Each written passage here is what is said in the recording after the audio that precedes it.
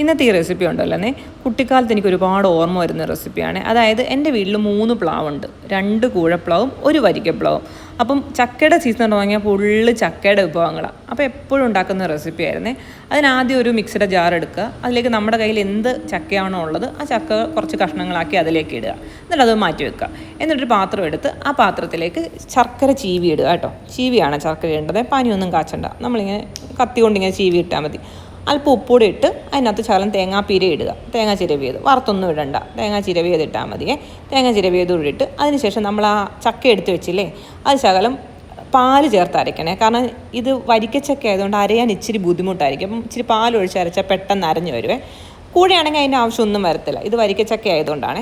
പാല് ചേർത്ത് ഞാൻ നല്ലതായിട്ട് അരച്ച് കേട്ടോ, നല്ല വെണ്ണ പോലെ അരച്ചുകൊണ്ട് വന്നിട്ടുണ്ട്. ഞാൻ അരച്ച് അത് ഇതിനകത്തോട് ചേർക്കുക. എന്നിട്ട് ഞാൻ ഇതിനകത്തിടാൻ പോകുന്നത് ഗോതമ്പ് പൊടിയാണ്. പൊടിയായിട്ട് ഞാൻ ഉപയോഗിക്കുന്നത് ഗോതമ്പ് പൊടിയാണ്.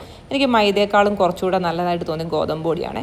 എന്നിട്ട് കൈകൊണ്ട് നന്നായിട്ട് മിക്സ് ചെയ്യണേ. കൈകൊണ്ട് തന്നെ മിക്സ് ചെയ്യണേ, കാരണം തവി കൊണ്ട് മിക്സ് ചെയ്ത് ഈ പൊടി എല്ലാ സ്ഥലത്തും എത്തത്തില്ല. അതുകൊണ്ട് കൈകൊണ്ട് നല്ലതായിട്ട് മിക്സ് ചെയ്യുക. എന്നിട്ട് നമ്മുടെ ഒരു ചപ്പാത്തിയുടെ പരുവല്ല, ചപ്പാത്തിയേക്കാളും കുറച്ചുകൂടെ ലൂസായി വരും അതെ ഈ ഒരു പരുവത്തിൽ. കാരണം നമുക്ക് തടവി ഇങ്ങനെ പരത്താൻ വേണ്ടിയിട്ടാണ്. അപ്പം ഈ ഒരു പരുവത്തിലാണ് നമ്മൾ എടുത്ത് വെക്കേണ്ടത്. എന്നിട്ട് നമ്മുടെ പാൻ വെക്കുക, ദോശത്തവ വെക്കുക.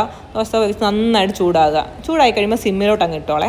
കാരണം നമ്മളിങ്ങനെ പരത്താൻ വേണ്ടിയിട്ടാണ്. അത് പരത്തുമ്പം നല്ല ചൂടാണെങ്കിൽ കൈ പൊള്ളും. അപ്പോൾ നമ്മൾ സിമ്മിലിട്ടാൽ ആ ഒരു പ്രശ്നം ഉണ്ടാകത്തില്ല. അതുപോലെ കയ്യിൽ ഒട്ടുന്നുണ്ടെങ്കിൽ നമുക്ക് കൈ ഒന്ന് വെള്ളത്തിലോട്ട് മുക്കിക്കഴിഞ്ഞാൽ നന്നായിട്ട് പരത്താവേ.